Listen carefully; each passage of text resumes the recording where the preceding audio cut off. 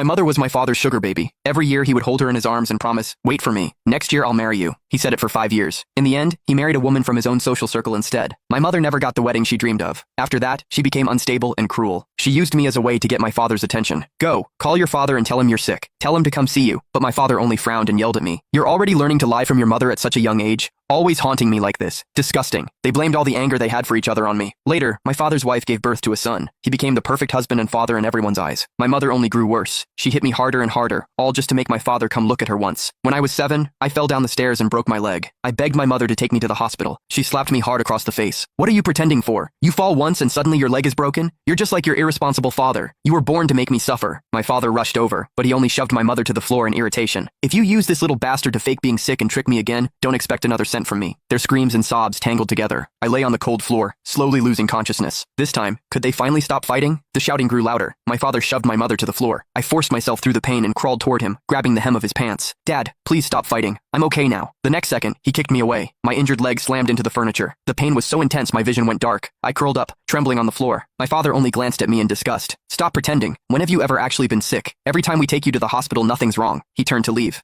My mother grabbed him with both hands. "What is that supposed to mean? He's your son too. You're really going to walk away and leave him?" My father yanked himself free. "You've taught this kid to do nothing but lie. He's exactly like you. Disgusting." My mother froze, a wild look flickering in her eyes. "Exactly like me? Weren't you the one who lied first? You kept saying you were going to marry me. If you hadn't promised me that, I never would have given birth to this child. Since you don't care about him, I won't either." My father shook his head indifferently. "Fine by me. I don't want him anyway." My heart clenched. Dragging my leg, I crawled back to him. "Dad, please want me. I'll be good. I don't eat much. I won't cause any trouble." For once, my father looked down at me. Maybe I looked too pitiful, or too much like him. For a moment, a trace of pity flickered in his eyes. He rubbed my head. "Don't learn from your mother anymore, but I have to go home and cook something nice for your little brother today. I can't stay with you." Before I could speak, he left. My mother collapsed on the floor, sobbing. When she finally stood up, she looked at me once, and walked away without hesitation. "Since even you can't make your father stay, you're useless to me too," she muttered. My instinct to survive made me want to grab her, but seeing her walk away without looking back, I lowered my hand in despair. The pain in my leg grew worse, tears streaming down my face, blurring my mind until I lost consciousness. "It hurt so much, Dad. I really wasn't lying to you." Slowly, the pain vanished. I tried to move my leg. To my shock, it actually moved.